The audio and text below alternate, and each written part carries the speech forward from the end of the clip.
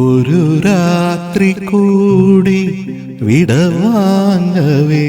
ചില പാട്ടുകളൊക്കെ നിമിഷ നേരം കൊണ്ടുണ്ടായിട്ടുണ്ട്. ഇപ്പോൾ ഇന്നലെ എൻ്റെ നെഞ്ചിലെ എനിക്ക് തോന്നുന്ന ഒരു 5-10 മിനിറ്റിനകത്ത് ഉണ്ടായ ഒരു പാട്ടാണ്. 10 മിനിറ്റ് 10 മിനിറ്റ് ഉണ്ട്. ഞാൻ പറഞ്ഞു, ഞാൻ കൈതപ്പുറത്തിനെ വിളിക്കാമെന്ന് പറഞ്ഞു. ഞാൻ തിരുമേനിനെ വിളിച്ചു. നിങ്ങൾ മ്യൂസിക് ചെയ്യുന്നു, ഗിരീഷ് പാട്ട് എഴുതുന്നു, നടക്കാൻ പോണ കാര്യമാണത്. പുള്ളി എന്നോട് വിളി ചോദിച്ചു, ഗിരീഷ് അങ്ങനെ ചെയ്യും? ഞാൻ പറഞ്ഞു, ഗിരീഷ് ചെയ്യും, ഞാൻ സംസാരിക്കാം, അല്ലെങ്കിൽ രഞ്ജിത്ത് സംസാരിക്കും എന്ന് പറഞ്ഞു.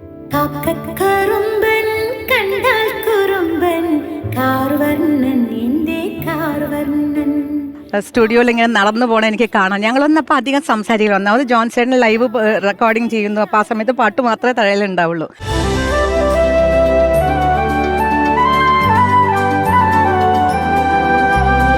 ഓർമ്മയിലെന്നും 15 വർഷങ്ങൾക്ക് മുമ്പ് ഒരു ഫെബ്രുവരി 10 പാതി മുറിഞ്ഞൊരു പാട്ടുപോലെ നമുക്കരികിൽ നിന്നും മാഞ്ഞുപോയ ഒരാൾ. അക്ഷര നക്ഷത്രം കോർത്ത ജപമാലയും കയ്യിലേന്തി അദ്ദേഹം തൊട്ടുവിളിച്ചപ്പോൾ കൂട്ടുവന്നത് തലമുറകളെ പാട്ടിലാക്കിയ വരി നെൽക്കതിരുകൾ തന്നെയായിരുന്നു. കിനാവിന്റെ പടികടന്നെത്തുന്ന അനുരാഗവും അമ്മ മഴക്കാറിന് കണ്ണിറയുന്ന വാത്സല്യവും കൺഫ്യൂഷൻ തീരാത്ത പ്രണയക്കുറുമ്പും വാദ്യഘോഷാദികൾ കൊതിക്കുന്ന സൗഹൃദ രാത്രികളും സൂര്യകിരീടങ്ങൾ വീണുടയുന്ന ദുഃഖനിമിഷങ്ങളുമൊക്കെ ഈ മനുഷ്യൻ ഉള്ളൊരുക്കിയൊഴിച്ച വരികളില്ലാതെ നമുക്ക് സങ്കല്പിക്കാനാവില്ല. ഊണിലും ഉറക്കത്തിലും കനവിലും കണ്ണീരിലും പ്രണയ വിരഹങ്ങളിലും സംഗീത ചിറകിലേറി പറക്കാൻ മതിവരുവോളം പുതുപുത്തൻ അക്ഷരക്കൂട്ടുകൾ സമ്മാനിച്ച ബഹുമുഖ പ്രതിഭ, ഗാനരചയിതാവ്, തിരക്കഥാകൃത്ത്. ഓർമ്മയിലെന്നും ഗിരീഷ് പുത്തഞ്ചേരി.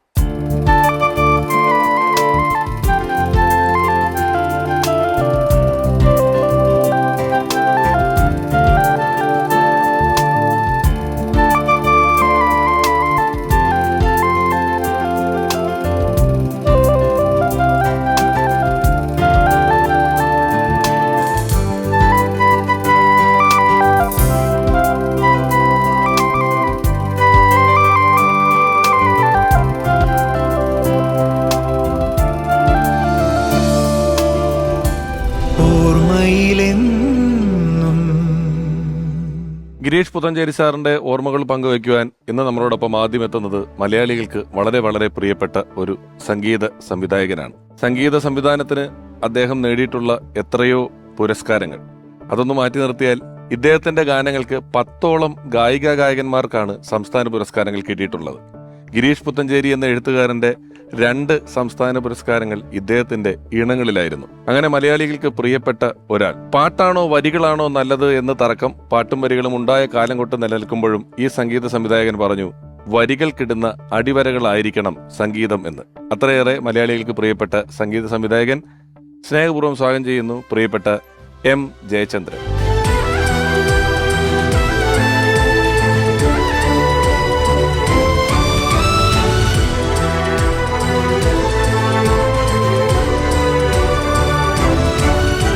നമസ്കാരം ചേട്ടാ, സ്വാഗതം. അക്ഷരം എന്നു പേരുള്ള സിനിമയുടെ യാദൃശ്യമാണ് ആ സിനിമയുടെ പേര് അക്ഷരം എന്നായത്. അതിന്റെ പശ്ചാത്തല സംഗീതം ഒരുക്കാൻ പോയ സമയത്ത് പുത്തഞ്ചേരി സാറിന്റെ ഒരു വാക്കിലാണ് മറ്റൊരു മുഴുനീള സിനിമയുടെ സംഗീത സംവിധായകനാകുന്നുള്ളത്. അതെന്തായിരുന്നു സംഭവം? ഞാൻ സിബി സാറിനെയാണ് അക്ഷരം എന്ന് പറഞ്ഞ സിനിമ. അതെ, ഇപ്പോൾ നേരത്തെ പിഷു പറഞ്ഞ പോലെ അക്ഷരം എന്ന് പറഞ്ഞാൽ അതിൻ്റെ അർത്ഥം ഒരിക്കലും നശിക്കാത്തതെന്നാണ്. അപ്പോൾ ഗിരീഷേട്ടൻ്റെ പുത്തഞ്ചേരി കാലം ഒരിക്കലും നമുക്ക് നമ്മുടെ സംഗീതത്തിൽ നശിക്കാത്തതാണല്ലോ. അപ്പോൾ അങ്ങനെ ആദ്യമായിട്ട് ആ ഒരു റെക്കോർഡിങ്ങിന് പെരുമ്പാവൂർ സാറിൻ്റെ അസിസ്റ്റൻ്റായിട്ട് ഞാൻ അവിടെ പോവുകയും, അപ്പോൾ അതിൻ്റെ എനിക്കിപ്പോഴും ഓർമ്മയുള്ളത് പ്രസാദ് 70mm സ്റ്റുഡിയോയിൽ അതിൻ്റെ ആ പാട്ടിൻ്റെ ഒരു ബാക്ക്ഗ്രൗണ്ട് സ്കോർ ചെയ്യുന്ന സമയത്ത് ഇങ്ങനെ ദൂരെ നിന്ന് ഒരാളിങ്ങനെ നോക്കുന്നുണ്ട്. അപ്പോൾ ഇതെല്ലാം റിഹേഴ്സലൊക്കെ കഴിഞ്ഞപ്പോഴത്തേക്കും ഇദ്ദേഹം എൻ്റെ അടുത്തൊന്ന് പറഞ്ഞു, നീ ഒരു രാജരാജ ചോളനാണെന്ന്. ഓ അപ്പോൾ ഇത് പലപ്പോഴും ഞാൻ ഗിരീഷേട്ടനെ കേട്ടിട്ടുണ്ട്, എന്തിനാണ് എന്നെ രാജരാജ ചോളൻ എന്ന് വിളിച്ചത് എനിക്കറിയില്ല. അപ്പോൾ അതിനുശേഷം 2 ദിവസം ഈ റെക്കോർഡിങ് എല്ലാം കഴിഞ്ഞപ്പോൾ സംവിധായകൻ സുനിലേട്ടൻ ആ സ്റ്റുഡിയോയിൽ വന്നിരുന്നു. അപ്പോൾ ആ സമയത്ത് ഗിരീഷേട്ടൻ പറഞ്ഞു, നിൻ്റെ അടുത്ത സിനിമയിലെ മ്യൂസിക് കമ്പോസർ ആരാണെന്ന് അറിയാമോ എന്ന് സുനിലേട്ടനോട് ചോദിച്ചു. അപ്പോൾ സുനിലേട്ടൻ പറഞ്ഞു, ഇല്ല അത് നിശ്ചയമായിട്ടില്ല എന്ന് പറഞ്ഞു. അപ്പോൾ ഉടനെ ഗിരീഷേട്ടൻ പറഞ്ഞു, ഇവനാണ്.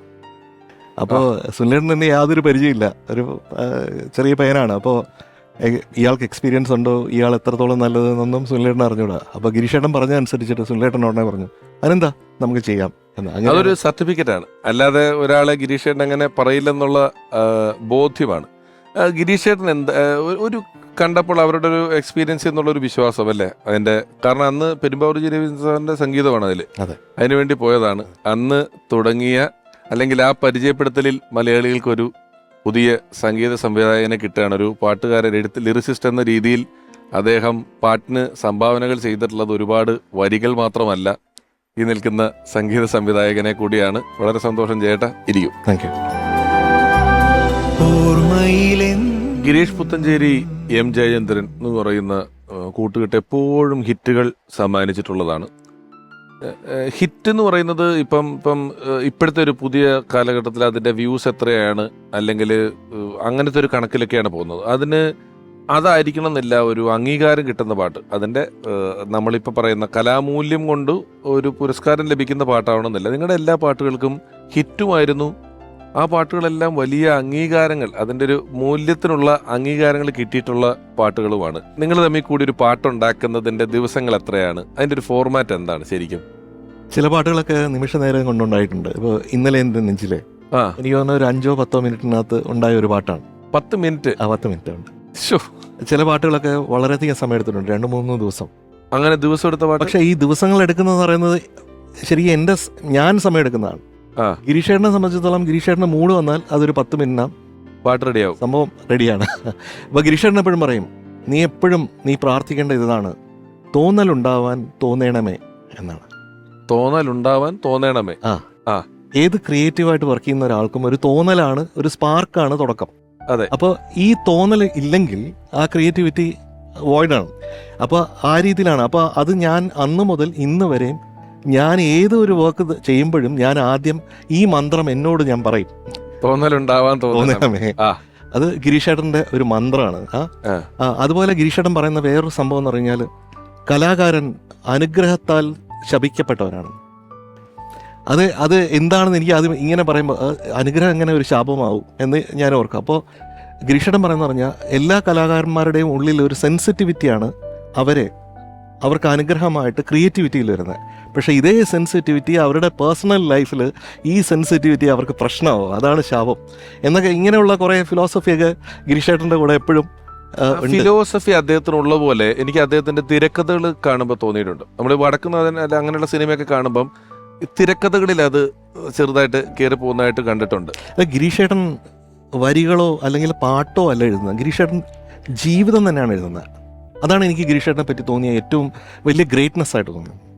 അത് അദ്ദേഹത്തിൻ്റെ ജീവിതത്തിൻ്റെ ഏടുകളിൽ നിന്നോ അല്ലെങ്കിൽ അദ്ദേഹം കണ്ട ചില ജീവിത സന്ദർഭങ്ങളിൽ നിന്നോ ആയിരിക്കും. കാരണം വടക്കുന്നാഥനിൽ ഇപ്പം തോന്നലുണ്ടാകണമെന്ന് തോന്നണമേ, അനുഗ്രഹത്താൽ ശപിക്കപ്പെട്ടവൻ എന്ന് പറയുന്ന പോലെ ചില പ്രയോഗങ്ങൾ. വടക്കുന്നാഥൻ സിനിമയിൽ ഒരു ഡയലോഗുണ്ട്, ആകാശത്തു കൂടെ അപ്പൂപ്പന്താടി പറക്കുന്നത് കണ്ടിട്ട് ഭൂമിക്ക് ഗുരുത്വാകർഷണമില്ലെന്ന് വിചാരിക്കരുത് വിശ്വനാഥ എന്ന് പറയുന്ന അതിലൊരു വളരെ പോയറ്റിക്കാണ്, വളരെ ഫിലോസഫിക്കലാണ്, കേൾക്കാൻ രസമുള്ളതാണ്. എന്തെങ്കിലും നമ്മൾ തമ്മിൽ എന്തെങ്കിലും പ്രശ്നങ്ങൾ ഉണ്ടാകുമ്പോഴത്തേക്ക് എൻ്റെ അടുത്ത് പറയും, നിന്റെ ഗുരുത്വാകർഷണമാണ് നിന്റെ പ്രശ്നം.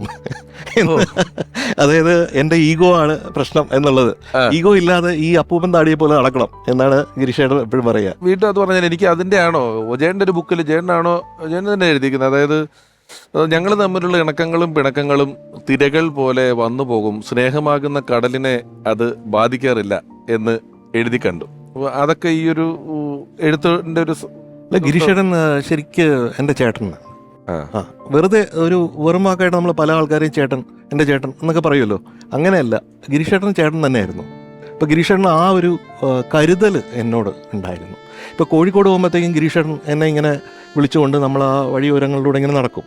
അതിനിടയിൽ ഏതെങ്കിലും മാതൃഭൂമിയുടെ മറ്റേ ബുക്ക് സ്റ്റാളിൽ കയറി അവിടെ സമകാലികമായി ഇറങ്ങിയിരിക്കുന്ന എല്ലാ നോവലുകളും ചെറുകഥകളും ഇതിനെപ്പറ്റിയൊക്കെ ഗിരീഷേട്ടൻ എനിക്ക് ഒരു പഠന ക്ലാസ് നടത്തും. അതിനിടയിൽ പറയും നമുക്ക് കാപ്പ് കുടിക്കാം എന്ന് പറഞ്ഞ കാപ്പ് കുടിക്കും, ഇതിനിടയിൽ ഒരു പാട്ടുണ്ടാവും. ഇങ്ങനെയായിരുന്നു ഗിരീഷേട്ടനുമായിട്ടുള്ള.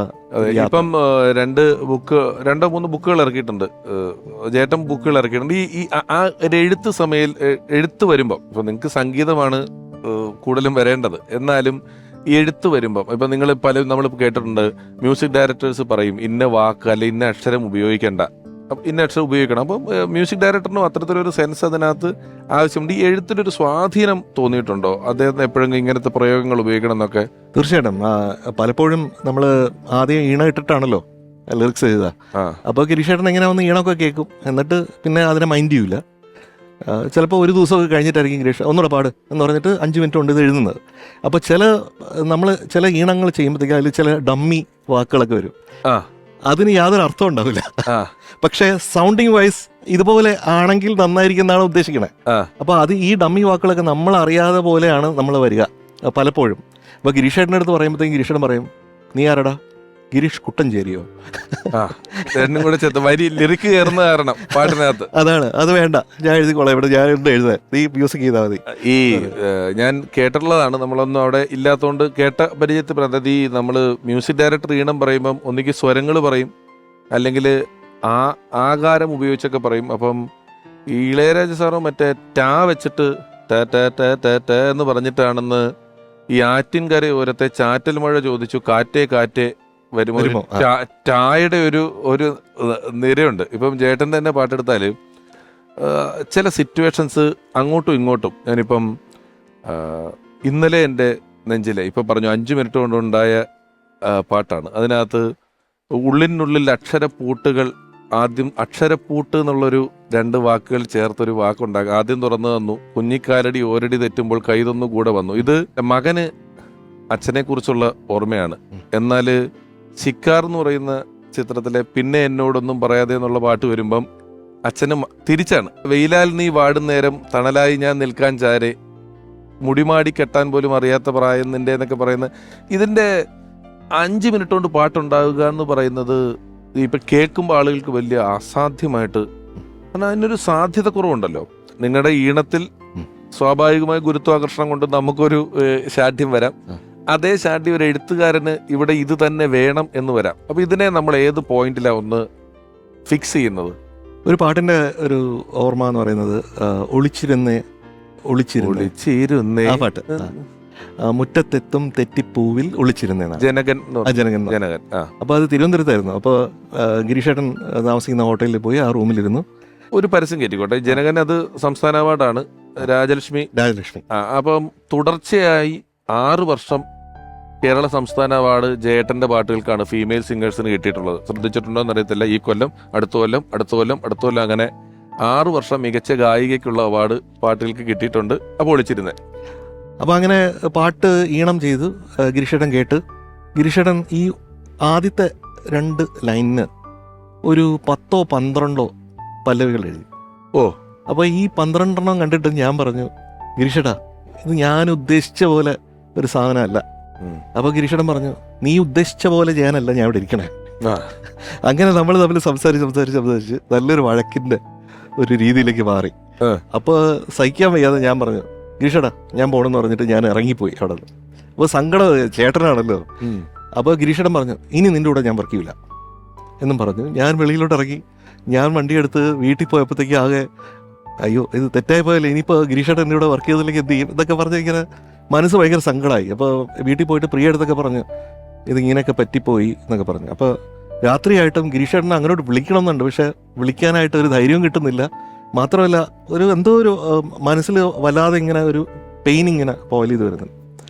രാവിലെ ഒരു 5 മണിയായപ്പോഴത്തേക്കും ഒരു ഫോൺ വന്നു. അപ്പം ഞാൻ നല്ല ഉറക്കമാണ്. അപ്പോൾ മോനെ കുട്ടാ, എൻ്റെ മോനല്ലേ, എടാ നീ വാടാ, ഗിരീഷേട്ടൻ നിനക്ക് എത്ര ഇഷ്ടത്തോടു കൂടിയാണ് പാട്ട് എഴുതി വെച്ചിരിക്കുന്നത് നിനക്കറിയാമോ എന്ന് പറഞ്ഞു. അപ്പം ഞാൻ ഉടനെ ചാടി എഴിച്ച് കുളിക്കാൻ പോലും നിന്നില്ല, പെട്ടെന്ന് അങ്ങോട്ട് പോയി. അവിടെ പോയി കഴിയുമ്പോഴത്തേക്കാണ് ഈ പേപ്പറിൽ ഒളിച്ചിരുന്നേ എന്ന് എഴുതി വെച്ചിരിക്കുന്നത്. അത് മറക്കാനാവാത്ത കണ്ണ് നിറച്ച ഒരു സന്ദർഭമായിരുന്നു. അദ്ദേഹത്തിന് സംസ്ഥാന അവാർഡ് കിട്ടിയ കഥാവശേഷൻ എന്ന് പറയുന്നതിലെ കണ്ണ് നട്ട് കാത്തിരുന്നട്ടം എന്ന് പറയുന്ന പാട്ട്, അത് ചേട്ടനാണ് സംഗീതം. ഈ കണ്ണ് നട്ട് കാത്തിരുന്നിട്ടും എന്ന് പറഞ്ഞ പാട്ട് അതിൻ്റെ കമ്പോസിങ് സെഷനിലാണ് ശരിക്കും ഗിരീഷേട്ടൻ ശരിക്കും വളരെ ഇമോഷണലായിട്ട് കരഞ്ഞിട്ട് ഇങ്ങനെ എൻ്റെ മാറിലോട്ട് ഇങ്ങനെ ചാഞ്ഞ്, ശരിക്കും എൻ്റെ ഷർട്ടൊക്കെ നനഞ്ഞിട്ടുണ്ട് ആ സമയത്ത്. എന്ന് പറഞ്ഞാൽ ആ കണ്ണുനീര് കൊണ്ട്.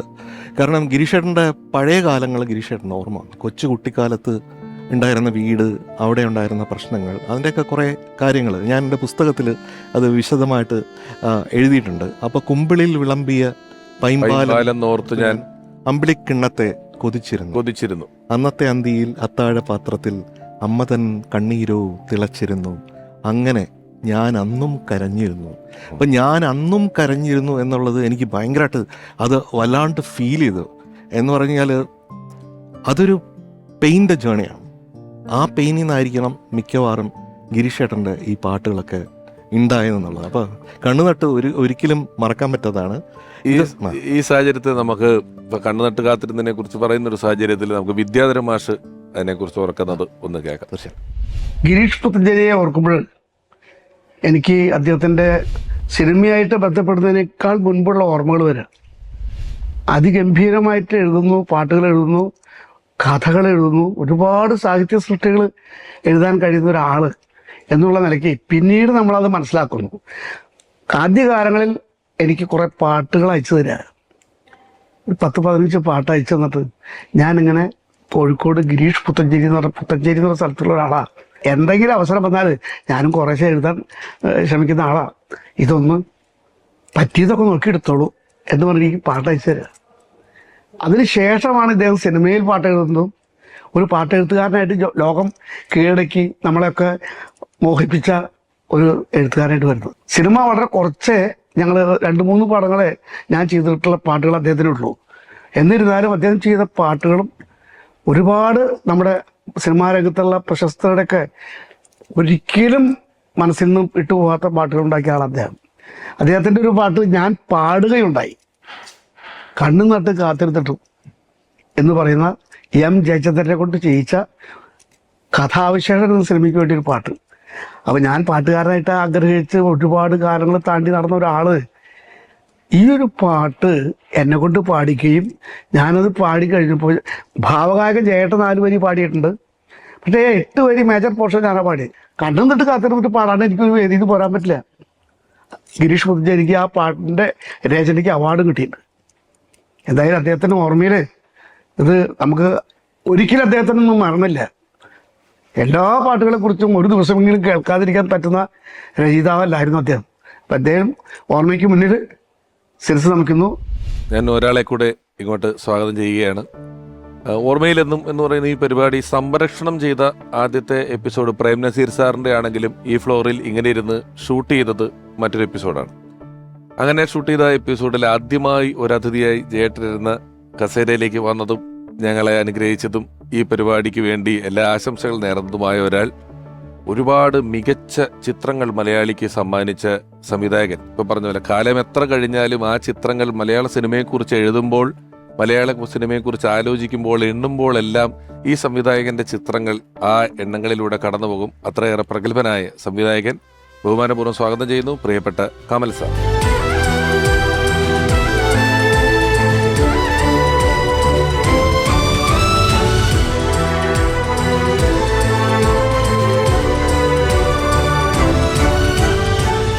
സാർ ഒരിക്കൽ കൂടി സ്വാഗതം.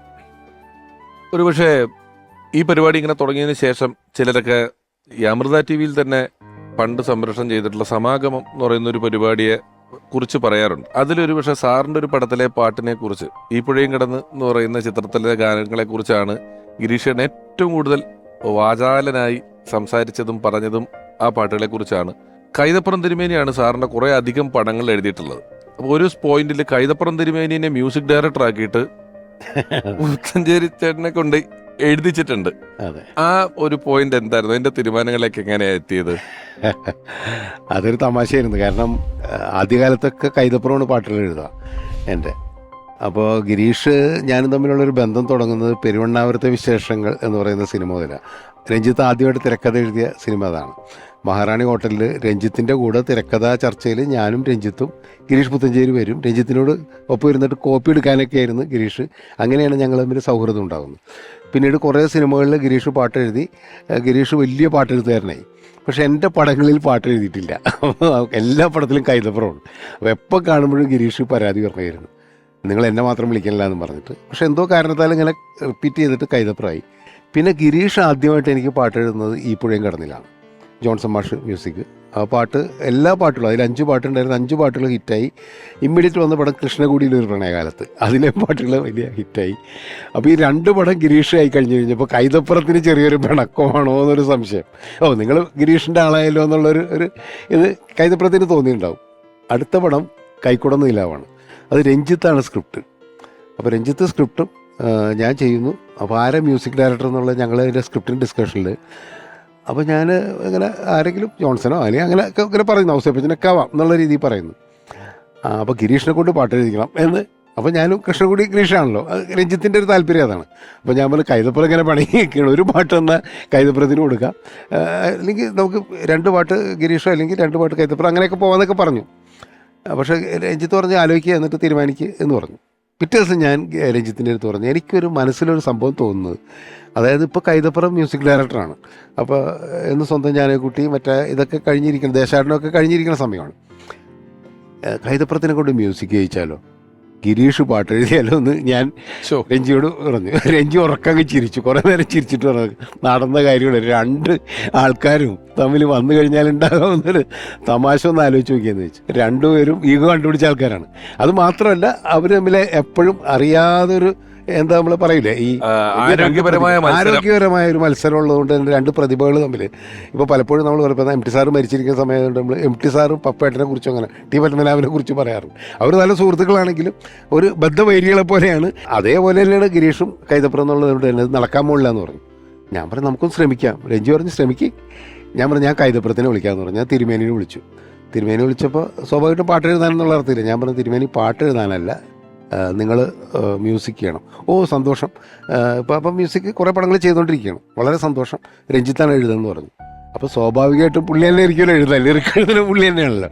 ഞാൻ പറഞ്ഞു പക്ഷെ ഒരു കുഴപ്പമുണ്ട്, ഇതിൻ്റെ അകത്ത് ലിറിക്ക് എഴുതുന്നത് നിങ്ങളല്ല, വേറെ ആളാണ്. അതായിരുന്നു ONV സാറാണോ എന്ന് ചോദിച്ചു ഉടനെ എന്നോട് ആദ്യം ചോദിച്ചു.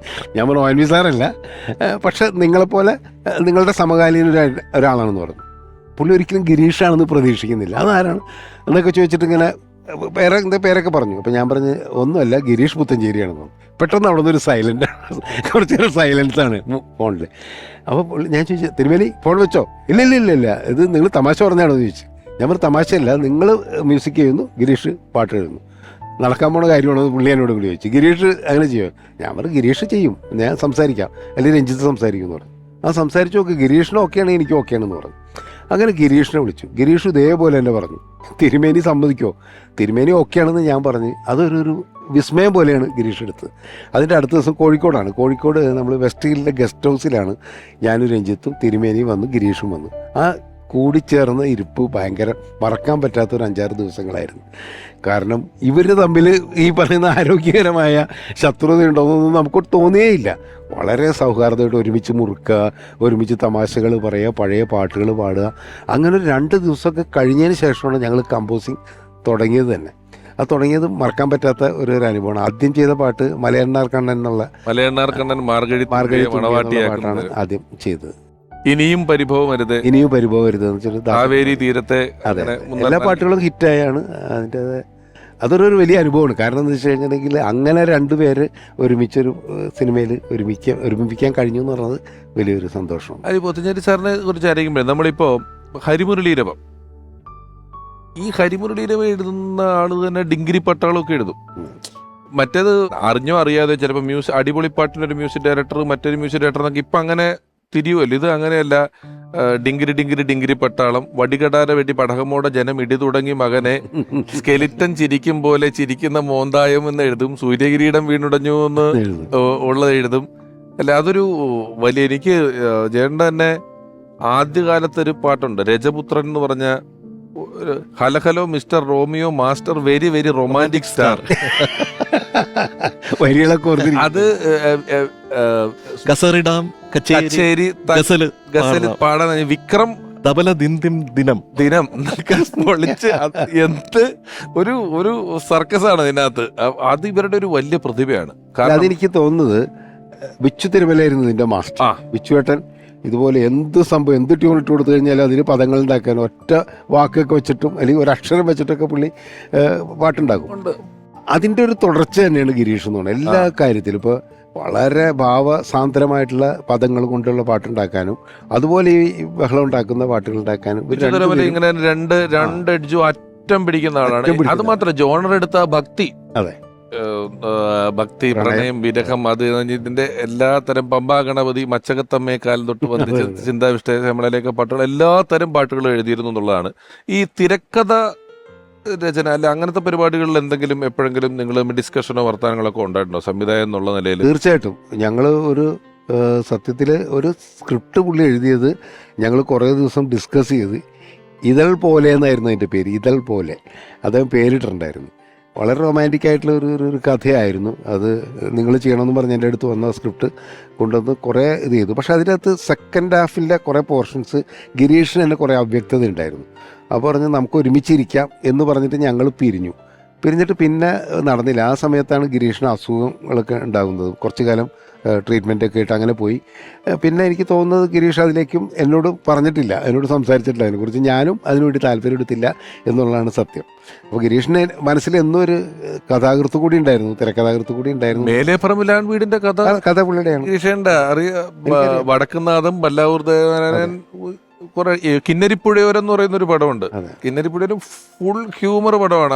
അതിലാണ് ഈ ഇംഗ്ലീഷ് മരുന്ന് പൊടിച്ച് ക്രോസിനാദി വടം, ടെലൂസിലാദി ലേഹ്യം എന്നൊക്കെ പറഞ്ഞു കൊടുക്കുന്ന പടമൊക്കെ തിരക്കഥ എഴുതുക. ഹ്യൂമർ സെൻസ് ഉണ്ടായിരുന്ന ആളാ അല്ലേ? നല്ല നിങ്ങൾ ചെയ്യുമ്പോൾ വളരെയധികം. മാത്രമല്ല നിമിഷ നേരം കൊണ്ട് ഒരു കഥ ഉണ്ടാക്കി അങ്ങ് പറയും. ഇത് നമ്മൾ കേൾക്കുമ്പോൾ തോന്നും ഇത് ശരിക്കും ഉണ്ടായ ഒരു കഥയാണെന്ന്. പക്ഷേ ഒരിക്കലും നടന്നിട്ടില്ലാത്തതും അങ്ങനെ ഒരു കഥാപാത്രം പോലും ഉണ്ടാവില്ല. അപ്പോൾ ഗിരീഷേട്ടന് അങ്ങനെ ഒരു കഴിവുണ്ടായിരുന്നു, ഇങ്ങനെ കഥ ഉണ്ടാക്കി പറയുക എന്നുള്ളത്. ഒരുപാട് മനോഹരമായ പാട്ടുകൾ ഗിരീഷേട്ടനോടൊപ്പം വർക്ക് ചെയ്തിട്ടുള്ള സംഗീത സംവിധായകരായ ബേണി ഇഗ്നേഷ്യസ് സാർ ഇപ്പം നമ്മളോട് അദ്ദേഹത്തെ ഓർക്കുന്നു. ഗിരീഷ് പുത്തഞ്ചേരി എന്ന് പറയുന്നത് എൻ്റെ ഒരു സഹപ്രവർത്തകൻ മാത്രമായിരുന്നില്ല, അദ്ദേഹം എൻ്റെ ഒരു കുടുംബ സുഹൃത്തായിരുന്നു. പലപ്പോഴും ഇവിടെ വരികയും ഭക്ഷണം കഴിക്കുക, എന്നെ കൂടി കിടന്ന് ഉറങ്ങുകയൊക്കെ ചെയ്യുന്ന ആളായിരുന്നു. തന്നെയുമല്ല അദ്ദേഹം സഹകരിക്കുന്ന സമയത്ത് അദ്ദേഹത്തോട് പാട്ട് എഴുതാനെന്ന് പറഞ്ഞാൽ 10 മിനിറ്റ് കൊണ്ട് പാട്ട് റെഡിയാവും.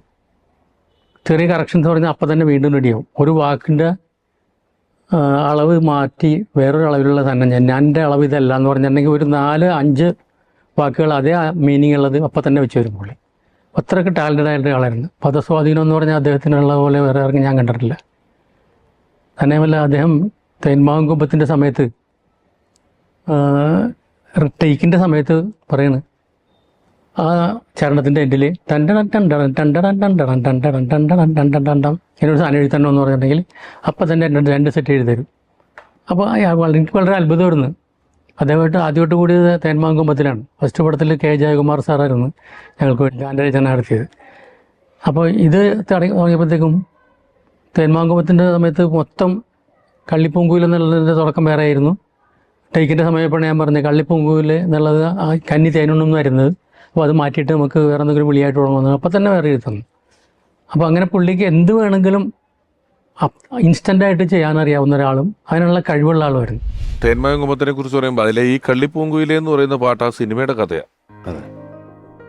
മിന്നാര പൊൻകൂട്ടിൽ മിന്നുമ പൊന്മുട്ട കാകന്റെ എന്ന് ചൊല്ലി കള്ളക്കഥ മുഴുവൻ എല്ലാം കാറ്റേറ്റി വല്ലി ഊരാകെ തെണ്ടുന്ന ഒരു അമ്പലപ്രാവുകൾ നാടാകെ പാടി, അതിന്റെ വിഷ്വൽസ് കറക്റ്റ് കട്ട് ചെയ്തിട്ടേക്കുന്ന അതിലെ ക്യാരക്ടേഴ്സ് വളരെ സിങ്കായിട്ട് എഴുതിയിട്ടുള്ളതാണ്. അപ്പം പുത്തഞ്ചേരി സാറിനെ കുറിച്ച് ഒരു എപ്പിസോഡ് നമ്മളിങ്ങനെ പറഞ്ഞ് മുന്നിലേക്ക് പോകുമ്പോൾ അതിൽ തീർച്ചയായും ഒരു പാട്ടിന്റെ സാന്നിധ്യം വലിയ ആവശ്യമാണ്, പാട്ടുകാരുടെ സാന്നിധ്യം വലിയ ആവശ്യമാണ്. ഇന്ത്യ ഒട്ടാകെയുള്ള എല്ലാ ഭാഷകളിലും ഒരുപാട് സൂപ്പർ ഹിറ്റ് ഗാനങ്ങൾ സമ്മാനിച്ചിട്ടുള്ള മലയാളികൾക്ക് വളരെ പ്രിയപ്പെട്ട ഒരു ഗായിക, വളരെ സ്നേഹത്തോടെ ബഹുമാനത്തോടെ സ്വാഗതം ചെയ്യുന്നു പ്രിയപ്പെട്ട ഗായിക സുജാത ചേച്ചി.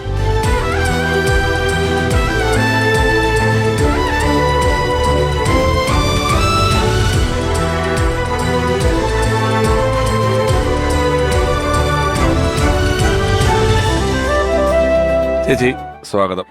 സന്തോഷം പിഷാരടി, കുറെ നാളായി ഇങ്ങനെയൊക്കെ ഒന്ന് കാണാൻ പറ്റുന്നുണ്ടല്ലോ. ഒരുപാട് മനോഹരമായ പാട്ടുകൾ, പുത്തഞ്ചേരി സാറിന്റെ പാട്ടുകൾ, എത്രയോ പാട്ടുകൾ പാടിയിട്ടുള്ള ഒരാളാണ്. ആരൊരാൾ പുരൽമഴയിൽ, മറന്നിട്ടും എന്തിനോ, തൊട്ടുരുമിയിരിക്കാൻ കൊതിയായി, കരിമിഴിക്കുരുവിയെ കണ്ടിട്ടില്ല, എത്രയോ ജന്മമായി, ഇങ്ങനെ എങ്ങനെ പറഞ്ഞാൽ തീരാത്തത്രയും പാട്ടുകൾ, കാക്കക്കറുമ്പൻ, കണ്ടാൽ കുറുമ്പനൊക്കെ കൂടെ ഒരുപാട് പാട്ടുകൾ പാടിയിട്ടുള്ള ആളാണ്. മാത്രമല്ല സുജാ ചേച്ചിയുടെ ഒരു വരുമ്പോഴുള്ളൊരു പ്രസക്തി എന്ന് പറയുന്നത് എനിക്ക് തോന്നുന്നു സിനിമയിലേക്ക് കടക്കുന്നതിന് മുമ്പ് പുത്തഞ്ചേരി സാർ ആദ്യമായിട്ട് ഒരു ലിറിക്സ് എഴുതുന്നത് അതെ. ഒരു കാസറ്റാണ് അല്ലേ? അതെ, അത് ദാസേട്ടന്റെ തരങ്കിണി ഇറക്കിയ കാസറ്റാണ്. പ്രേമോപഹാരം അല്ലേ? അതിൽ ഒരു മഴമേഘം പോലെ നഭസിൽ ഒഴുകി അലഞ്ഞു തളർന്നു എന്ന് പറഞ്ഞൊരു പാട്ടാണ്. രഘുകുമാറാണ് മ്യൂസിക്. അപ്പോൾ ഗിരീഷ് പിന്നെ എപ്പോഴെങ്കിലും കാണുമ്പോൾ പറയാറുണ്ട് അന്നത്തെ ആദ്യത്തെ റെക്കോർഡിങ്. ഞങ്ങൾ ഗിരീഷിനെ കാണാറില്ല റെക്കോർഡിങ്, ഇവരൊക്കെയല്ലേ കൂടെ എപ്പോഴും വർക്ക് ചെയ്യണേ. അന്ന് പക്ഷെ അദ്ദേഹം ഉണ്ടായിരുന്നു. ഈ ഫസ്റ്റ് പാട്ടായതുകൊണ്ട് രണ്ടുപേരും പാട്ട് നല്ലോണം അറിയാവുന്നവരാണ്. ഗിരീഷ് നല്ലോണം പാടും, രഘുവേട്ടൻ പിന്നെ അറിയാമല്ലോ ചെറിയ ചെറിയ മൈനർ സാധനങ്ങളൊക്കെ പിടിക്കും, അങ്ങനത്തെ ഒരാളാണ്. പക്ഷെ നല്ല റെക്കോർഡിങ്, നല്ലൊരു എക്സ്പീരിയൻസ് ആയിരുന്നു അത്. അസാധ്യമായിട്ട് പാടും. ഓ, ഗിരീഷേട്ടൻ അസാധ്യമായിട്ട് പാടും. ചേച്ചി കേട്ടിട്ടില്ലേ? അയ്യോ, അസലായിട്ട് പാടും. ഗിരീഷിന്റെ ഏറ്റവും വലിയ ക്വാളിറ്റി അത് തന്നെയായിരുന്നു. അതുകൊണ്ട് തന്നെ ഈ ഏത് കുനിഷ്ട ട്യൂൺ ഉണ്ടെങ്കിലും അല്ലേ, അതെ, ആ ലിറിക്ക് എഴുതാനായിട്ട് പറ്റുന്നതിന് സംഗീതം അറിയാവുന്നതുകൊണ്ട് തന്നെയാണ്. ജയന്റെ ഒരു പാട്ടുണ്ട് ബാലേട്ടനില്,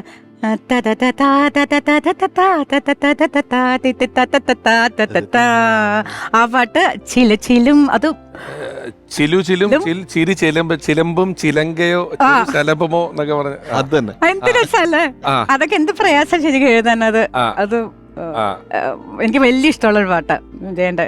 ഗിരീഷേട്ടൻ നമ്മളെ പാട്ടൊക്കെ എഴുതി കഴിഞ്ഞിട്ട് ഗിരീഷേട്ടൻ പാടുമ്പോ ഇതിങ്ങനെ പാടാൻ പറ്റുമോ നമുക്ക് തോന്നും. വാക്കിന്റെ അടുക്ക് ഒരു രക്ഷയില്ലത്. ഓ, ആ രീതിയിൽ പാടും. അപ്പം ഞങ്ങൾ ഇപ്പോൾ നേരത്തെ പറഞ്ഞു, അതായത് ഇന്നലെ എൻ്റെ നെഞ്ചിലെ ഒരു അച്ഛൻ മകൻ ഓർമ്മകളും യോഗമൊക്കെയാണ് നമ്മുടെ ശിക്കാറിലെ. പിന്നെ എന്നോടൊന്നും മിണ്ടാതെ ഒരു അച്ഛൻ മകള് പാട്ടാണ്. അമ്മ മഴക്കാറിന് കണ്ടറി മകൻ അമ്മ പാട്ടാണ്. ഒരു അമ്മ മകൾ പാട്ട് നിങ്ങളുടെ കോമ്പിനേഷനിൽ വളരെ നല്ലതുണ്ട്. അത് കണ്ട് കണ്ട് കൊതി കൊണ്ടു നിന്ന് കുയിലെ എന്ന് പറയുന്ന എല്ലാ മുകളിലോട്ടും താഴോട്ടും എല്ലാ തരം പാട്ടുകളുണ്ട്. അത് കോമ്പിനേഷൻ ഒരുപാട് പുരസ്കാരങ്ങൾ കിട്ടിയിട്ടുള്ള ഒരു ഗംഭീര പാട്ടാണ്. ജയന ഓട്, എനിക്ക് ഓട്, ഗിരീഷിനോ, ഞങ്ങൾക്ക് എല്ലാവർക്കും ആ പാട്ടിന് ഒന്നിച്ച അവാർഡ് കിട്ടിയ ഒരുപാട് എല്ലാവർക്കും അവാർഡ് കിട്ടുന്ന അല്ലേ? കുറെ ചേച്ചി പാടുമ്പോഴും നമ്മളിങ്ങനെ കണ്ട് കണ്ട് കൊതി കൊണ്ട് നിൽക്കുന്നുള്ളതാണ്. അതാണ് അതിന്റെ സത്യം. ഈ കമൽ സാറിന്റെ പടത്തിലാണല്ലോ നമ്മളിപ്പോ പറഞ്ഞ വന്ന ഉടനെ നമ്മൾ പറഞ്ഞ സിനിമകളിലൊന്നാണ് ഈ പുഴയും കിടന്ന് എന്ന് പറയുന്ന സിനിമ. അതിനകത്ത് വൈഡൂരി കമ്മലണിഞ്ഞ് കാക്കക്കറുമ്പൻ, കണ്ടാൽ കറുമ്പൻ എന്നുള്ള പാട്ട്, കാക്കക്കറുമ്പൻ, കണ്ടാൽ കുറുമ്പൻ, എന്റെ കാർവർണ്ണൻ എന്ന് പറയുന്ന പാട്ട്. അപ്പം സുജാ ചേച്ചി വന്ന സ്ഥിതിക്ക് നമുക്ക് അതൊരു 4 വരി കേട്ടിട്ട് മുന്നിലേക്ക് പോകുന്നത് വളരെ നന്നായിരിക്കില്ലേ? അത് ആക്ച്വലി അതിന്റെ റെക്കോർഡിങ്ങിന് ഗിരീഷ് ഉണ്ടായിരുന്നു തോന്നുന്നു. എനിക്ക് ആ AVM E-ലാണ്, C-ആണ്. സിയിൽ എനിക്ക് ആ സ്റ്റുഡിയോയിൽ ഇങ്ങനെ നടന്നു പോകണം എനിക്ക് കാണാം. ഞങ്ങളൊന്നപ്പോൾ അധികം സംസാരിക്കില്ല. ഒന്നാമത് ജോൺസേട്ടൻ ലൈവ് റെക്കോർഡിങ് ചെയ്യുന്നു, അപ്പോൾ ആ സമയത്ത് പാട്ട് മാത്രമേ തഴയിലുണ്ടാവുള്ളൂ. പിന്നെ ആ സിനിമയിൽ തന്നെ വൈഡൂര്യ കമ്മല്, അത് ഒരു അതെ പ്രത്യേകത. എനിക്ക് ചിത്രയായിട്ട് കുറച്ച് കോമ്പിനേഷൻ സോങ്സ് സിനിമയിൽ വന്നിട്ടുള്ളൂ. അപ്പം അങ്ങനത്തെ ഒരു പാട്ടായിരുന്നു അത്. Kamal sir, thank you. അതെന്ത് രസമാണ് ആ പാട്ടൊക്കെ, വൈഡൂര്യ കമ്മലടിഞ്ഞ്. അത് ഞാനും ചിത്രയും MG ദേവകന്യ അതിന്റെ ടൈറ്റിലാണ്. അതില് ഒരു നല്ല, എനിക്ക് നാഴിയിൽ മുളനാഴിയിൽ ഗ്രാമം നന്മ മാത്രം അളക്കുന്നു ഒരു പ്രയോഗം വളരെ രസമുള്ള പ്രയോഗമായിട്ടുള്ളത്.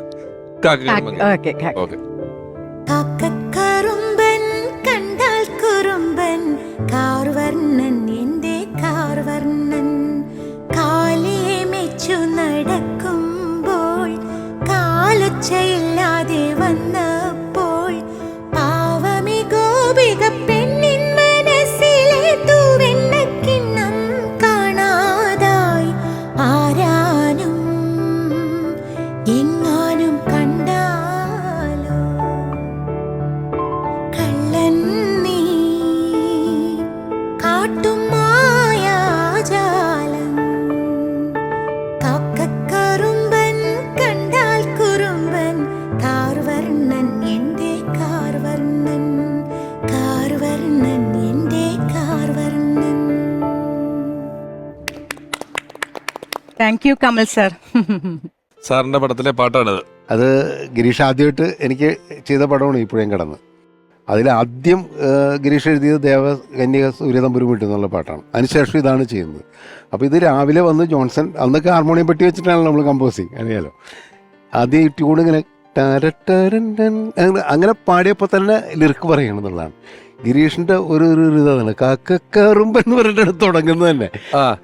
പെട്ടെന്ന് നമുക്ക് അത് ഇപ്പം നേരത്തെ ഇത് പറഞ്ഞില്ല, ഒരു കഥ മുഴുവൻ വരുന്നു എന്ന് പറഞ്ഞ പോലെ തന്നെയാണ്. പെട്ടെന്ന് ആ ക്യാരക്ടറും ആ സംഭവങ്ങളൊക്കെ കറക്റ്റ് ആയിരുന്നുള്ളൂ. ഒട്ടനെ ഞാൻ പറഞ്ഞു അങ്ങനെ തന്നെ തുടങ്ങിയത്. ഞാൻ ഭക്തിഗാനങ്ങൾ അല്ലെങ്കിൽ പോലും ഈ കൃഷ്ണന്റെ ഒരു ഏരിയയിലുള്ള പാട്ടുകൾ ഇഷ്ടം പോലെ. അതെ, കാർമുകിൽ വർണ്ണന്റെ ചുണ്ടിൽ എന്ന് പറയുന്ന പാട്ട്, ഹരിമുരളി രവത്തിലാണെങ്കിലും അങ്ങനെയുള്ള ഒരുപാട് പാട്ടുകൾ, മധുമൊഴി രാധ, നിന്നെ തേടി എന്നൊക്കെ എഴുതുന്ന മാധവ ജന്മം, ആ ഒരു പ്രദേശത്തുള്ള പാട്ടുകൾ ഒരുപാട് ഭക്തിഗാനത്തിന്റെ ഏരിയകളിൽ എഴുതിയിട്ടുള്ള ഒരാളും കൂടെയാണ് അദ്ദേഹം എന്ന് പറയുന്നത്, അല്ലേ? പ്രത്യേകിച്ചും കൃഷ്ണനും ആ കൃഷ്ണസങ്കല്പം ഉണ്ടല്ലോ, അതിൻ്റെ പ്രണയമൊക്കെ ഭയങ്കരമായിട്ട് സ്വാധീനിച്ചിട്ടുണ്ട് ഗിരീഷിനെ മാത്രമല്ല, മലയാള സിനിമയിലെ മിക്കവാറും എല്ലാ ലിറിക് റൈറ്റേഴ്സിനെയും എഴുത്തുകാരെയും ഈ കൃഷ്ണ സംഗീതം അല്ലെങ്കിൽ അവരുടെ ഒരു അറിയാലോ, നിങ്ങൾ ട്യൂൺ ചെയ്യുമ്പോഴൊക്കെ തന്നെയല്ലേ, അതൊരു വല്ലാത്ത ഏരിയയാണ് എനിക്ക് തോന്നുന്നത് സംഗീതത്തിനെ സംബന്ധിച്ചോളം. അത് ഗിരീഷിനെ സ്വാധീനിച്ചിട്ടുണ്ട്. അത് തന്നെയാണ് എനിക്ക് തോന്നുന്നത്. മാനത്തെ ചന്ദ്രനൊത്തുരു എന്ന് പറയുന്ന പാട്ടിൽ ഒരു സാധാരണക്കാരൻ കാണുന്ന സ്വപ്നങ്ങളാണ് എഴുതിയിരിക്കുന്നത്. അതിനകത്തും അങ്ങനെ വളരെ രസമായിട്ട് അറബിപ്പൻ ഊതി അറവാതിൽ പണിയും ഞാൻ എന്നുള്ള അതാത് പ്രദേശങ്ങളിൽ നിന്നുള്ള വാക്കുകൾ പെറുക്കിയെടുത്തുണ്ടല്ലോ. അതിനൊരു അറബിക് സ്വഭാവമുള്ള പാട്ടാണല്ലോ. അതുപോലെയുള്ള നേരത്തെ പറഞ്ഞാൽ ഒരുപാട് പാട്ടുകൾ പുത്തഞ്ചേരി സാറുമായിട്ട് ചെയ്തിട്ടുള്ള ബേണി ഇഗ്നേഷ്യസ് കൂട്ടുകെട്ടിലെ ബേണി സാർ ഇപ്പോൾ അദ്ദേഹത്തെ ഓർക്കുന്നു. അദ്ദേഹത്തിന്റെ ക്രാഫ്റ്റിനെ പറ്റി, അദ്ദേഹത്തിന്റെ പ്രതിഭയെ പറ്റി ഒന്നും ആരോടും പറയേണ്ട കാര്യമില്ല, അതെല്ലാം നിങ്ങൾക്ക് എല്ലാവർക്കും അറിയാം. പക്ഷേ കൂടെ ഇരുന്ന് വർക്ക് ചെയ്യുമ്പോൾ അത്ഭുതം തോന്നുന്നുള്ളൊരു കാര്യമാണ് അദ്ദേഹത്തിന്റെ അതിവേഗത. ഒരു ട്യൂൺ എത്ര കോംപ്ലിക്കേറ്റഡ് ട്യൂൺ ആയിക്കോട്ടെ, അത് പറഞ്ഞു കൊടുക്കുന്നതിന് തീരുന്നതിന് മുമ്പ് തന്നെ അദ്ദേഹം അതിമനോഹരമായ വരികൾ എഴുതിയിടണം. അപ്പം നമ്മൾ തോന്നുന്നു ഇത്ര പെട്ടെന്ന് എഴുതിയതിൻ്റെ പേരിൽ അതിൻ്റെ അത് ചിലപ്പോൾ വളരെ ഫ്ലാറ്റ് ആയിട്ടുള്ളതായിരിക്കും, പക്ഷേ നല്ല ഗഹനമായ ആശയവും ഉണ്ടാവും. അദ്ദേഹത്തിൻ്റെ ഉള്ളിലുള്ള സംഗീതവും കൂടി കൊണ്ടാണ് അദ്ദേഹത്തിന് അങ്ങനെ എഴുതാൻ സാധിച്ചത്. അങ്ങനെ വളരെ കുറച്ച് പേർക്ക് മാത്രം അങ്ങനെ എഴുതാൻ സാധിച്ചിട്ടുള്ളത്. അദ്ദേഹത്തിൻ്റെ വരികൾക്കോ അദ്ദേഹത്തിൻ്റെ ഗാനങ്ങൾക്കൊന്നും ഒരിക്കലും മരണമില്ല. പിന്നെ അദ്ദേഹം ഞങ്ങൾക്ക് ചെയ്തതെന്ന വേറൊരു വലിയൊരു ഉപകാരമാണ്, ചന്ദ്രലേഖയുടെ സമയത്ത് ഞാനിങ്ങനെ പല ബുക്കുകളിലൊക്കെ ഇങ്ങനെ സരിഗമ കുത്തിക്കുറിച്ചിടും. അത് കഴിയുമ്പോഴത്തേക്ക് അത് നമ്മൾ മടക്കി വെക്കും. അപ്പോൾ എന്നോട് കുറിച്ച് വേണി ഇങ്ങനെയല്ല, നമ്മൾ ചെയ്യുന്ന വർക്കിൻ്റെ നൊട്ടേഷൻസ് അത് തരംതിരിച്ച് റൊമാൻറ്റിക് സോങ്സ് വേറെ, ഭക്തി വേറെ, ക്ലാസിക്കൽ വേറെ ആയിട്ട് തിരിച്ചിട്ട് ഒരു ഡയറിയിൽ എഴുതി വെക്കണം. അപ്പം നിങ്ങൾക്ക് ഭാവിയിൽ ഉപയോഗിക്കാം. അത് നമുക്ക് അല്ല ഒരു സിനിമയ്ക്ക് വേണ്ടി ചിലപ്പോൾ 10-15 ട്യൂൺ ഇട്ടാൽ 3 ട്യൂണേ ഉപയോഗിക്കാൻ പറ്റുള്ളൂ. ബാക്കിയുള്ള ട്യൂൺ വേസ്റ്റ് ആക്കി കളയരുത്, അത് നല്ലത് തന്നെയായിരിക്കും. അത് മറ്റെന്തെങ്കിലും ആവശ്യമില്ല, നിങ്ങൾക്ക് ആൽബത്തിനെങ്കിലും ഉപയോഗിക്കാവത് എന്ന് പറഞ്ഞിട്ട് അദ്ദേഹം തന്നെ ഒരു ഡയറി എഴുതിട്ട് തരംതിരിച്ചൊക്കെ എല്ലാം എഴുതി തന്നിട്ട് അതാണ് തുടങ്ങിയത്. ഇപ്പോഴും ഞാനത് തുടർന്നുകൊണ്ട് പോയാണ്, അത് അദ്ദേഹം തുടങ്ങി തന്നാണ്. അങ്ങനെ ഒരിക്കലും മറക്കാനാവാത്ത ഒരു വ്യക്തിയാണ്. ബാലേട്ട എന്നുള്ള പാട്ടിന്റെ ഒരു പരിപാടി എങ്ങനെയായിരുന്നു തുടങ്ങിയത്? ഈ ബാലേട്ട എന്ന് ആ പാട്ടിൽ വേണമെന്ന് വിനിച്ചേട്ടൻ പറഞ്ഞിരുന്നു. വിനിച്ചേട്ടൻ പറഞ്ഞിരുന്നു സിനിമയുടെ ടൈറ്റിലായിട്ട് അത് വേണം, അത് നിർബന്ധമാണ്.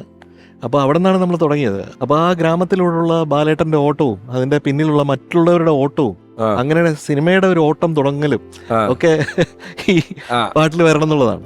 അപ്പൊ സിനിമയുടെ ടെമ്പോ സെറ്റ് ചെയ്യുന്നതിനകത്ത് ഈ പാട്ടിനൊരു പങ്കുണ്ട്. അപ്പോൾ ആ സിനിമയുടെ ഒരു നല്ലൊരു പുഷിൽ ഒരു ആക്സിലറേഷൻ അവിടെ വേണം എന്നുള്ളതാണ്. അപ്പോൾ അത് ഗിരീഷേട്ടൻ്റെ വരികളിലൂടെ തന്നെ അത് സംഭവിച്ചിട്ടുണ്ടെന്നുള്ളതാണ്, ഈണം മാത്രമല്ല. അപ്പോൾ ആ പാട്ടെന്ന് പറഞ്ഞാൽ ആ ഘടന ഈ സിനിമാറ്റിക് ഗ്രാമറുമായിട്ടുള്ള പാട്ടെഴുത്തുകാരൻ്റെ ഒരു ബന്ധം അത് ശരിക്കും ഉറപ്പിക്കുന്നത് തീർച്ചയായിട്ടും ഗിരീഷേട്ടൻ്റെ ഒരു കാലത്തിലൂടെയാണെന്ന്. അതെന്ന് പറഞ്ഞാൽ പ്രത്യേകിച്ചും സൗണ്ടിങ്, ബിച്ചു സാറിൻ്റെ കാര്യം നേരത്തെ സാർ പറഞ്ഞു, അവിടെ നിന്നാണ് ശരിക്കും അതിൻ്റെ ഒരു തുടക്കമായിട്ട് നമുക്ക് പറയാൻ സാധിക്കുക. പക്ഷേ ഗിരീഷേട്ടനാണ് അത് മുന്നോട്ട് കൊണ്ടുപോയെന്ന് തോന്നുന്നു. ഇപ്പോൾ എഴുതുന്ന പാട്ട് എഴുത്തുകാരൊക്കെ ആ ഒരു മാർഗം അല്ലെങ്കിൽ ആ രൂപരേഖ അല്ലെങ്കിൽ ആ ഒരു സൗണ്ടിങ് ഒക്കെ അതുമായിട്ട് മുന്നോട്ട് പോകാനായിട്ട് ഒരുപാട് ശ്രമിച്ചിട്ടാണ് ഇപ്പോഴത്തെ പാട്ടുകൾക്ക് അത്തരം വാക്കുകളും നിർബന്ധമായിട്ട് സാഹിത്യം വേണമെന്നുള്ളൊരു നിർബന്ധം ഉണ്ടായിരുന്നു. നേരത്തെ കൈതപ്പുറം തിരുമേനി പൂത്തഞ്ചേരി സാർ എന്നുള്ള കോമ്പിനേഷൻ ഉണ്ടാക്കിയ പോലെ തന്നെ ബിച്ചു തിരുമല സാറും ഗിരീഷ് പുത്തഞ്ചേരി ഒരു പടത്തിന് വേണ്ടി എഴുതിയിട്ടുള്ളത് കമൽ സാറിന്റെ പടമാണ്. വളരെ നിറം പറയുന്ന പടത്തിന് വേണ്ടിയിട്ടുള്ളതാണ്. അതെങ്ങനെ സംഭവിച്ചതാണ് അതിന്റെ പരിപാടികൾ?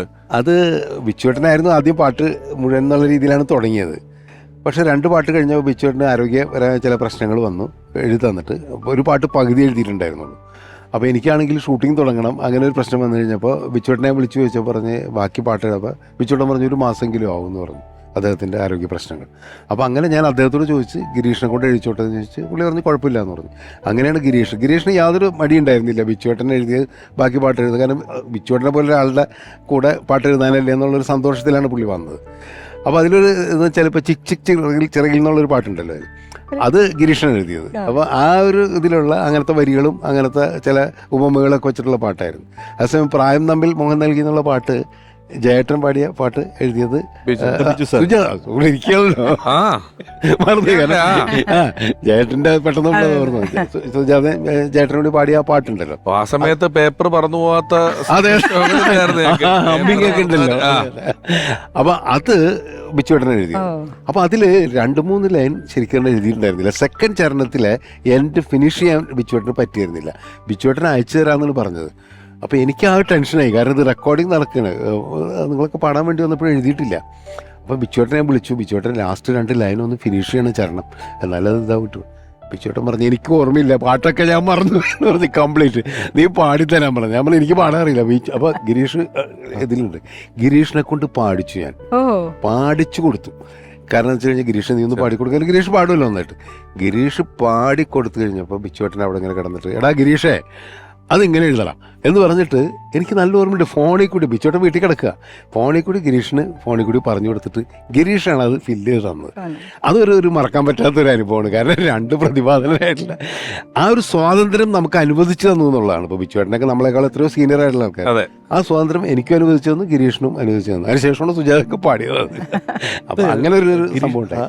ഗിരീഷേട്ടൻ്റെ ഈ വേഴ്സറ്റാലിറ്റി, വൈവിധ്യം, അത് സിനിമയിലെ ഒരു കലാകാരൻ്റെ ഏറ്റവും ഇമ്പോർട്ടൻ്റ് ആയിട്ടുള്ള കാര്യമാണല്ലോ. അതെ. അപ്പോൾ ആ വൈവിധ്യം ശരിക്കും കമൽ സാറിൻ്റെ സിനിമകളിലെ പാട്ടുകളിൽ തന്നെ നമുക്ക് കാണാൻ പറ്റും. ഗിരീഷേട്ടൻ ഇപ്പോൾ ചിക് ചിക് ചിറകിൽ ഒരു അതില് ഈ ആക്ച്വലി ബോറാകുമ്പോ മോഡേൺ ലൈഫെ ശുക്രിയ, ടോട്ടലി ഫൂൾ ആകുമ്പോ ക്യാമ്പസ് ലവ് ബൈ ബൈ എന്നൊക്കെ പറഞ്ഞ് അത് വേറൊരു പരിപാടിയാണത്. കളിയാണ്.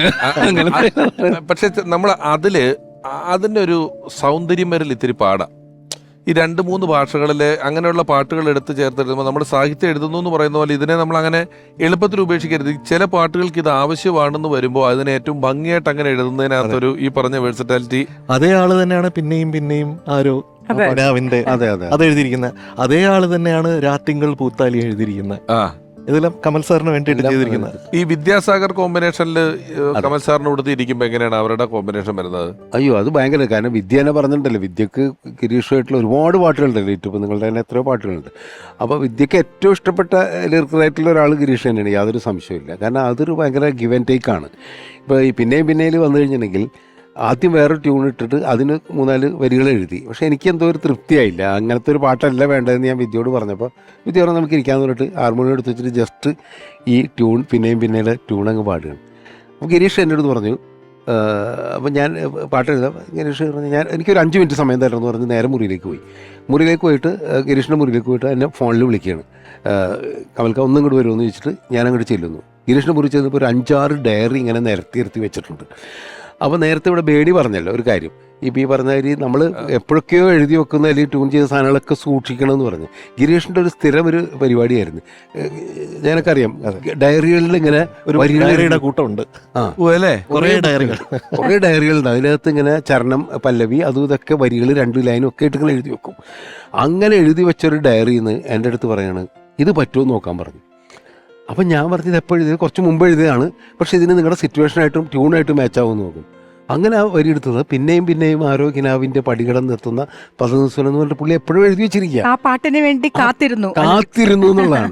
എടുത്ത് വായിച്ചു നോക്കിയപ്പോൾ ഞാൻ പറഞ്ഞു അതിലെനിക്ക് ഏറ്റവും ഇഷ്ടപ്പെട്ടതെന്ന് വെച്ചാൽ ആരും കൊതിക്കുന്ന ഒരാൾ വന്ന് ചേരുമെന്ന് ആരോ സ്വകാര്യം പറഞ്ഞതാവും. ഞാൻ പറഞ്ഞു ഇതാണ് നമ്മുടെ കഥ. ഈ നേരത്തെ പറഞ്ഞില്ലേ, ഞാൻ പറഞ്ഞു ഇത് മതി എന്ന് പറഞ്ഞ് ആ ഡയറി അങ്ങനെ കൊണ്ട് ഞാൻ മറ്റേ വിദ്യയുടെ അടുത്ത് കൂടെ കൊടുക്കുന്നു. വിദ്യ വായിച്ചു നോക്കിയപ്പോൾ തന്നെ, വിദ്യക്ക് പറഞ്ഞു കൊടുക്കണമല്ലോ, മലയാളം വായിക്കാറില്ല, ഗിരീഷ് പറഞ്ഞു കൊടുത്തപ്പോൾ തന്നെ പാടിയപ്പോൾ കറക്റ്റ് മീറ്ററിലാണ്. അതാണ് അതിൻ്റെത്. ആ ഒരു ഒന്ന് ആലോചിച്ച് നോക്കി അതിൻ്റെ കോമ്പിനേഷൻ എങ്ങനെ വരുന്നു എന്നാണ്. അപ്പോൾ ചില പാട്ടുകളുടെ ആ മീറ്ററിൽ നിന്ന് ഒരു വാക്ക് പോലും അങ്ങോട്ടും ഇങ്ങോട്ടും മാറ്റേണ്ടി വന്നിട്ടില്ല എന്നാണ്. അതാണ് കവിത എന്ന് പറയുന്നതിൻ്റെ അതിലൊരു സംഗീതം ഉണ്ടല്ലോ. ജൂണിലെ നിലാമഴയിൽ നാണമായി നനഞ്ഞവളേ എന്ന് പാടിയപ്പോൾ ഒന്നും ഒരു റിയാക്ഷൻ ഇല്ല. അപ്പം ഞാൻ ജൂൺ ആ. എന്ന് പറയും. ആ എന്നാ നീ പാട്ടിത്തോ. ദാലുവേട്ടൻ വന്ന് പറഞ്ഞു, ഇടാ ഇത് നിന്റെ ട്രാക്കൊന്നുമല്ല, ഇത് നിനക്ക് സ്ട്രെയിറ്റ് ആയിട്ടുള്ള പാട്ട്, നന്നായിട്ട് പാടിക്കൂ എന്ന് പറഞ്ഞു. വിദ്യാജി എന്ന് പറഞ്ഞു, നിന്റെ നല്ലൊരു പാട്ടാണ്, നിന്റെ കരിയറിൽ ഏറ്റവും ബ്രേക്ക് ആവാൻ ചാൻസ് ഉള്ളൊരു പാട്ടാണ്. കാത്തിരിപ്പൂ കൺമണി, ഉറങ്ങാത്ത മനമോടെ. ഇതെല്ലാം വർക്ക് ചെയ്തിട്ട് എൻ്റെ അടുത്ത് വന്നിട്ട് ചില പാട്ടുകളൊക്കെ പാടി, കണ്ടോടാ ഇങ്ങനെയാണ് പാട്ടുണ്ടാക്കുന്നത്. ഓ, അത് പറയും. അങ്ങനെ പറയും. അപ്പൊ ഞാൻ പറഞ്ഞ ആയിക്കോട്ടെ ചേട്ടാ. അപ്പൊ അങ്ങനെയാണ് ഒരു പാട്ട് വിദ്യാജി ചെയ്ത്, ഒരു ഉഗ്രം പാട്ട്.